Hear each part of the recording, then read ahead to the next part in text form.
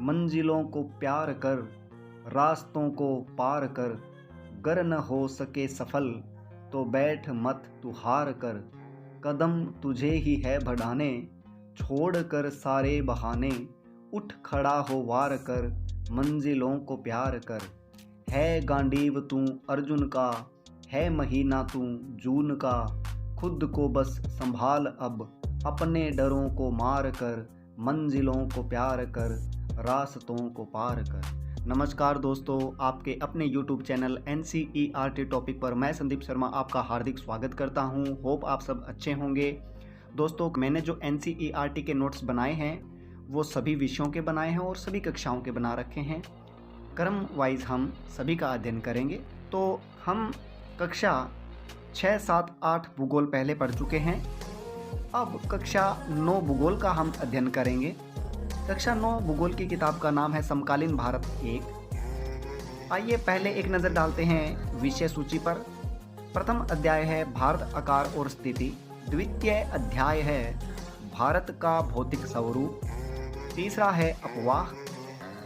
चौथा अध्याय है जलवायु। पांचवा प्राकृतिक वनस्पति तथा वन्य प्राणी। और छठा है जनसंख्या। इन सभी 6 अध्यायों का हम अध्ययन क्रमानुसार करेंगे। तो आज हम कक्षा 9 के पहले अध्याय भारत आकार और स्थिति का अध्ययन करेंगे। तो चलिए आरंभ करते हैं। भारत की स्थल सीमा रेखा लगभग 15,200 किलोमीटर है और समुद्री तटरेखा अंडमान और निकोबार द्वीप समूह तथा लक्षद्वीप समूह के साथ 7,516.6 किलोमीटर है। देखिए दोस्तों, जो मैंने नोट्स तैयार किए हैं इनमें ऐसा नहीं है कि मैंने सभी पृष्ठ पर जितने भी तथ्य लिखे होते हैं सभी को संकलित कर लिया। मैंने जो पीछे के एग्ज़ाम हुए हैं, चाहे वो सीटेट का है, एचटेट का है, सेंट्रल गवर्नमेंट के कोई एग्ज़ाम है, रेलवे का है, उन सभी का कंक्लूजन निकाला है मैंने और उनके आधार पर ही जो महत्वपूर्ण तथ्य हैं केवल उनको मैंने संकलित किया है। आगे देखिए, भारत के उत्तर पश्चिम, उत्तर तथा उत्तर पूर्वी सीमा पर नवीनतम वलित पर्वत है। इसके दक्षिण का भूभाग उत्तर में चौड़ा और 22 डिग्री उत्तरी अक्षांश से हिंद महासागर की ओर संकरा होता गया है। इसके पश्चिम में अरब सागर तथा पूर्व में बंगाल की खाड़ी है। आगे देखिए, गुजरात से लेकर अरुणाचल प्रदेश के स्थानीय समय में लगभग 2 घंटे का अंतर है। कितना अंतर है? 2 घंटे का। अतः 82 डिग्री 30 पूर्वी देशांतर रेखा को भारत की मानक याम्योत्तर माना गया है, जो कि यूपी में मिर्ज़ापुर से गुजरती है। और ये मिर्ज़ापुर ये पूछा गया है दोस्तों सीटेट एग्ज़ाम में। मानक याम्योत्तर कितना है? 82.5। और जो ये रेखा है वो कहाँ से गुजरती है? ये मिर्ज़ापुर से गुजरती है। चलिए आगे पढ़ते हैं।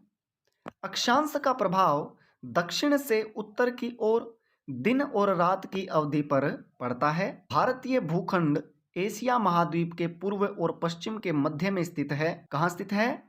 एशिया महाद्वीप के पूर्व और पश्चिम के मध्य में स्थित है। यह स्थिति बहुत ही इंपॉर्टेंट है एग्जाम की दृष्टि से। भारतीय भूभाग एशिया महाद्वीप का दक्षिणी विस्तार है।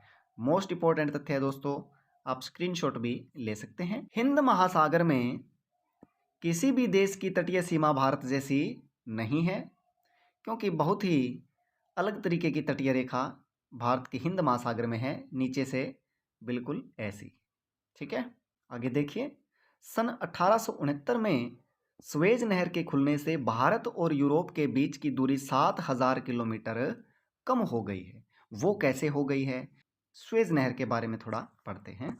देखिए, स्वेज नहर के बारे में हम पढ़ते हैं। स्वेज नहर मिस्र में कृत्रिम समुद्री स्तरीय जलमार्ग है।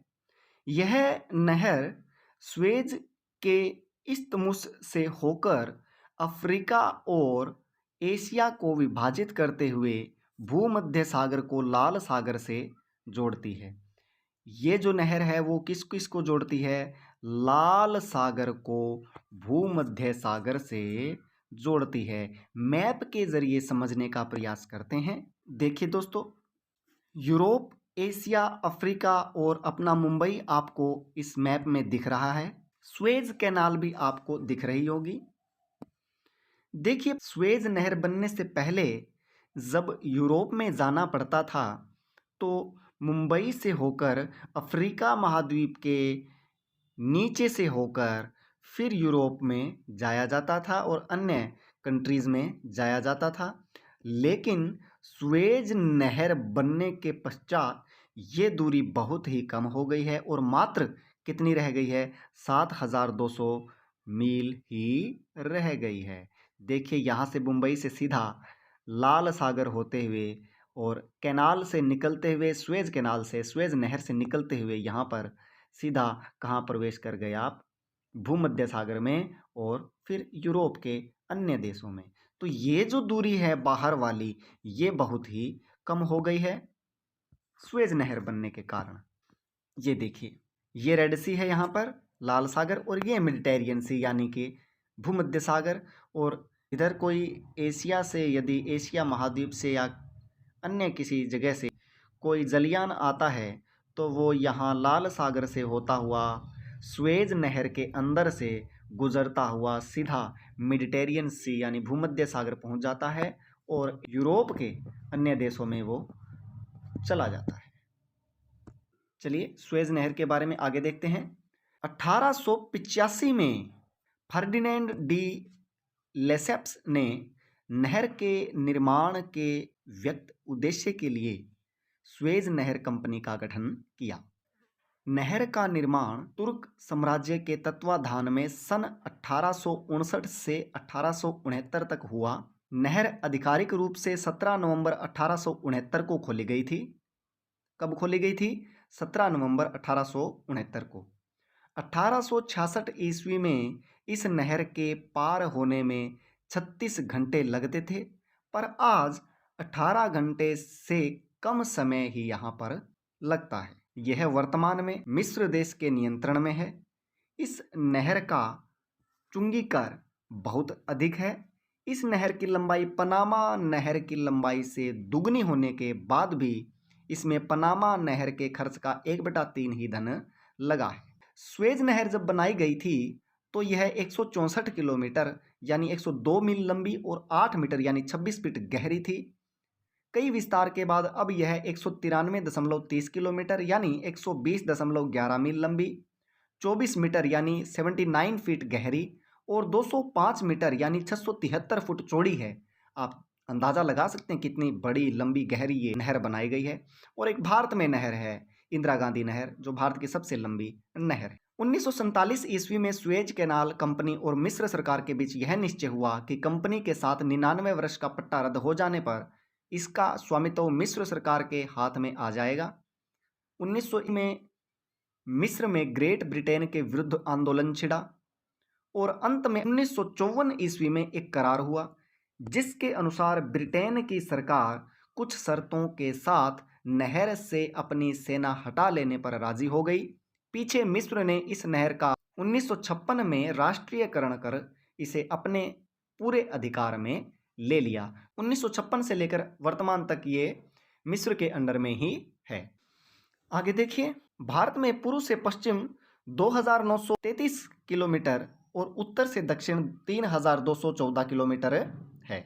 1947 से पहले दो प्रकार के राज्य थे, प्रांत और रियासत। वाइस राय द्वारा नियुक्त अंग्रेज अधिकारी प्रांतों पर शासन करते थे और रियासतों का शासन स्थानीय शासकों द्वारा पैतृकता के आधार पर अंग्रेजी शासकों के प्रभुसत्ता मानकर स्वायत्तता से किया जाता था।